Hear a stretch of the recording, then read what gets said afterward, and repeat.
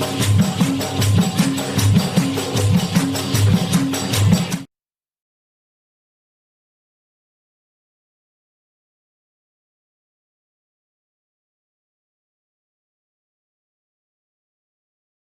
kau kata kau itu kesenian ni awak buat itu ala-ala muzik tradisional ni mana dia start dia? Oh, kita start pada umur dekat Telim. Tahun?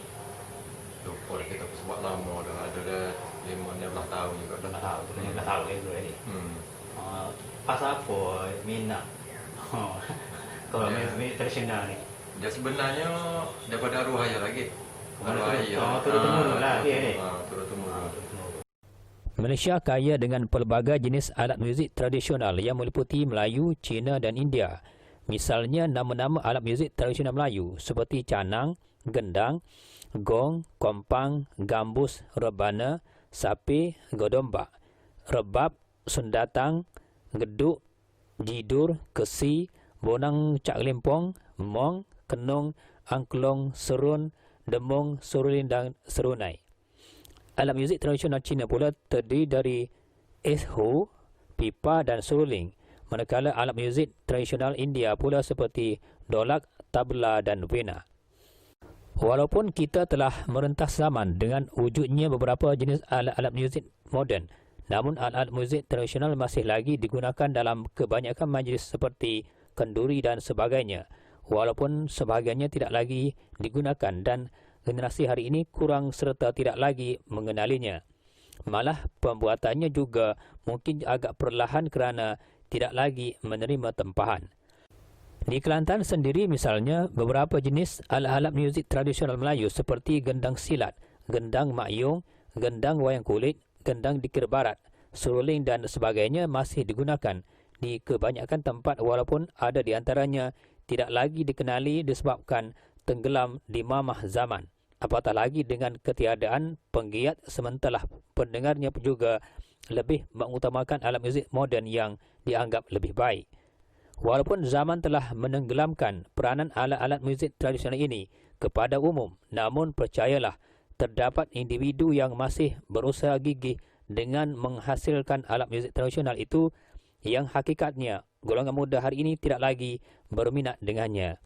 Salah seorang pembuat alat muzik tradisional Melayu Kelantan yang mempelopori dan mewarisi arwah bapanya yang juga seorang pembuat alat muzik tradisional Kelantan yang agak tersohor iaitu Muhammad Zamili bin Muhammad Daud atau lebih dikenali sebagai Li Gendang dari kampung Cenderung Batu Timur, Wakaf Baru Kelantan, mengakui bahawa golongan muda hari ini tidak lagi berminat, malah tidak mengenali beberapa jenis alat-alat muzik tradisional Kelantan. Setakat ini katanya, hanya dia seorang sahaja yang masih mewarisi bidang tersebut kerana sayang dengan peralatan terbabit yang pernah diguna dan dimainkan pada zaman dahulu.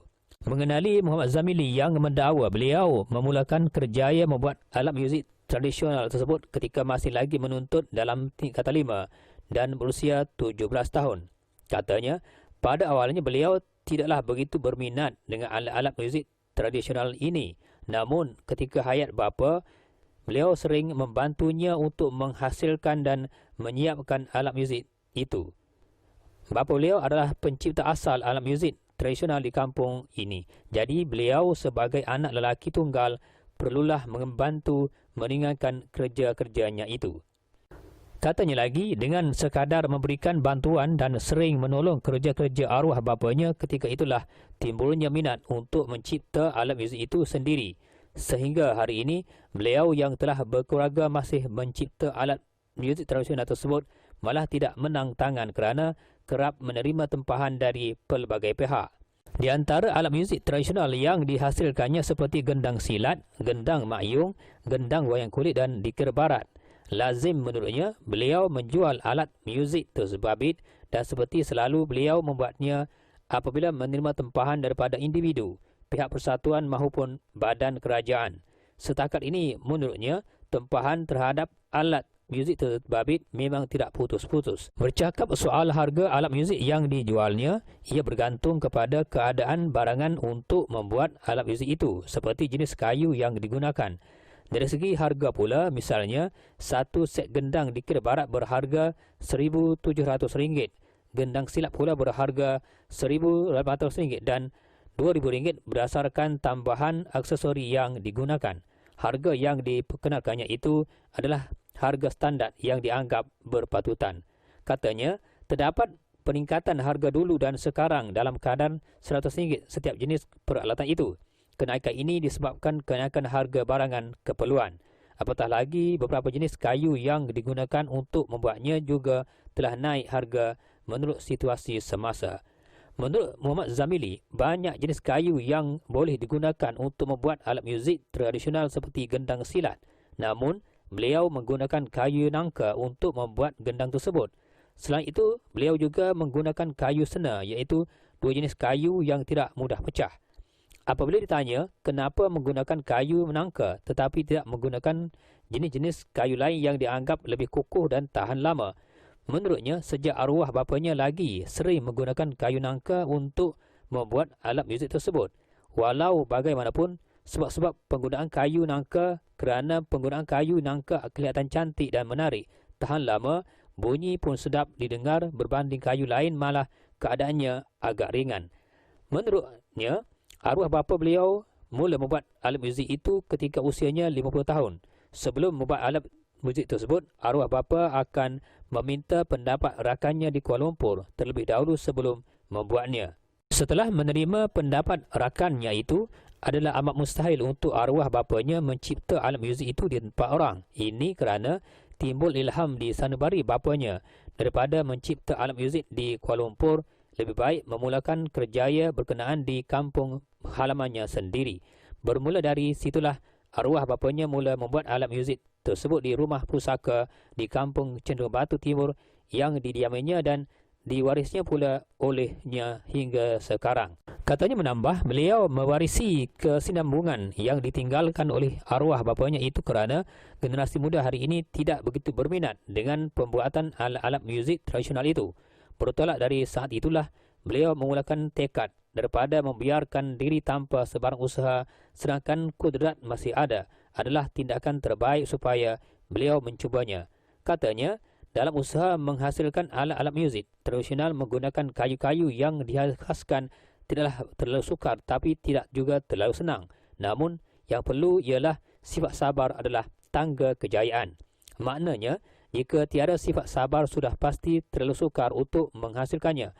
Apatah lagi, alat-alat muzik tradisional agak terlalu unik dari segi buatannya. Namun, bagi pendapat orang lain memberikan pandangan yang lain pula. Jelas Muhammad Zamili, beliau memperoleh ilmu membuat gendang dan alat muzik tradisional yang lain daripada arwah bapanya sendiri. Apatah lagi, sebagaimana yang pernah dimaklumkannya bahawa ketika usianya 17 tahun dia sekadar membantu arwah bapanya sahaja.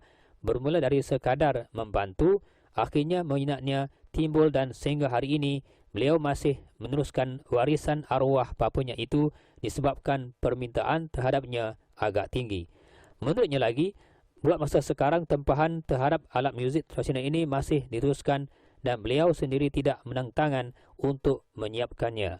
Manakala dari segi kualiti pembuatannya pula, sejak dari arwah bapanya sehingga beliau sendiri mengambil alih peranan itu, kebanyakan pelanggan yang pernah menempah memberitahu agak berpuas hati kerana mutunya masih tetap seperti dulu juga. Katanya seterusnya, di antara negara-negara yang pernah menempah alat muzik berkenaan terdiri dari Thailand, Singapura dan kebanyakan pelanggan yang kerap menempahnya terdiri daripada warga tempatan. Kebanyakan pelanggan beliau meliputi semua. Namun di antara pelanggan itu pula paling ramai di kalangan individu yang masih berminat terhadap alat muzik tradisional. Lazim menurutnya, setelah beliau selesai membuatnya, beliau akan memaklumkannya melalui telefon kepada pelanggan yang menempahnya tentang barangan tersebut telah siap dan dengan demikian kebanyakan pelanggan yang pernah menempahnya akan datang sendiri untuk mengambilnya. Beliau pernah menerima pujian daripada pelanggan yang menganggapnya berpuas hati dengan pembuatannya yang agak kemas dan standar. Pelanggan-pelanggan berkenaan pastinya tidak akan berpindah kepada pembuat yang lain dan setahunya orang yang sama pernah menempah daripadanya beberapa kali untuk menunjukkan pelanggan-pelanggannya itu menggemari barangan yang dibuatnya. Katanya, Setakat ini beliau belum pernah membuat sebarang iklan sama ada dalam akhbar, internet maupun media sosial untuk mempromosikan alat muzik tradisional itu. Namun, masyarakat mengetahuinya daripada beberapa pembeli dan rakan-rakan beliau sendiri yang menyebarkannya dari mulut ke mulut. Walau bagaimanapun menurut Muhammad Zamili, Jabatan Kebudayaan dan Kesenian juga berperanan menyebarkan maklumat tentang kemahirannya membuat alat muzik itu kepada umum. Kebanyakan individu pembeli mengetahui beliau membuat alat muzik daripada sebaran yang dibuat oleh agensi kerajaan itu. Tidak kurang juga yang mengetahuinya dari rakan-rakannya yang turut sama berperanan mewawarkannya kepada orang ramai dan penduduk kampung. Akhir bicara, beliau memberitahu bahawa alat-alat muzik tradisional yang diciptanya itu pernah beberapa kali memasuki sayembara kebudayaan anjuran pihak Jabatan Kebudayaan dan Kesenian Negeri Kelantan JKKN seperti sambutan Hari Kemerdekaan dan sebagainya.